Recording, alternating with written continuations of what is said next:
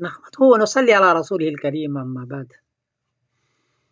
आज 47 दिन के बाद गजा में 4 दिन के लिए जंग बंदी हुई है और एक एंकर उसमें कह रहा था कि हम फलस्तीनी लोग एक हिस्सा आलमी एतबार से जीत गए हैं, क्योंकि हमारे पास कोई हथियार नहीं था।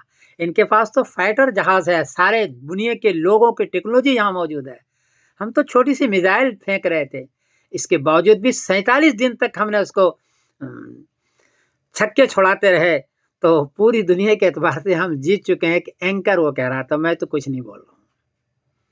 दूसरा एक है ऐमन अजाम, टीवी का एंकर, आलामी टीवी का एंकर है। उसने एक फलस्तीनी से पूछा जो शिमाली गजा में, साबिर उसका नाम था, कि अगर आपको पासपोर्ट दिया जाए और दूसरे मुल्कों में अमन के साथ आपको और आपके बच्चों को रखा जाए तो मिस्र में या कहीं यूरोप में तो आप जाएंगे?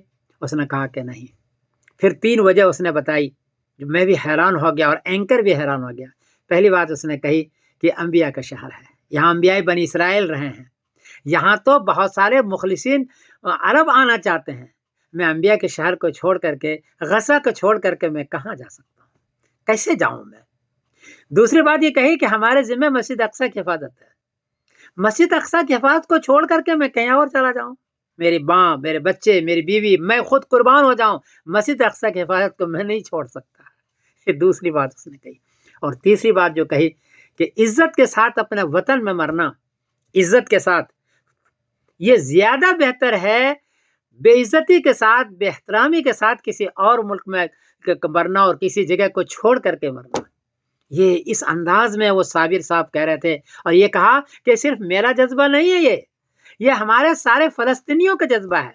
आज तक कभी आपने नहीं सुना होगा कि फलस्तीनी परेशान होकर के वावैला कर रहे थे कि हम यहाँ को छोड़ के चले जाएं। ऐसा नहीं कर रहे थे। परेशानी हुई, जंगें हुई, इसमें बहुत सारे हालात खराब हुए, बहुत सारे शहीद हुए, लेकिन छोड़ करके अपने शहर को जाने के लिए तैयार नहीं है। एंकर कह रहा था कि किस तरह ये कह रहा है, मैं हैरान हूँ। और मैं समीरुद्दीन में खुद भी हैरान हूँ। क्या जज्बा है ईमान का कि मस्जिद अक्सा को छोड़ना नहीं चाहता, उसकी हिफाजत करना चाहते हैं। कितना ईमान है इनका, जान के, माल के, बच्चों के, पूरे मुल्क के हमेशा कुर्बानी दे रहे हैं और देते चले जा रहे हैं।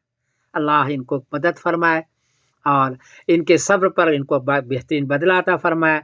और मैं फिर अपने तौर पर भी इन फलस्तीनी हजरात को मुबारकबाद दे रहा हूँ। अल्लाह इनको जज़ा खैर अता फरमाए। मैं समीरुद्दीन कासिम बोल रहा हूँ, मैनचेस्टर, इंग्लैंड से। अस्सलाम वालेकुम व रहमतुल्लाहि व बरकातहू।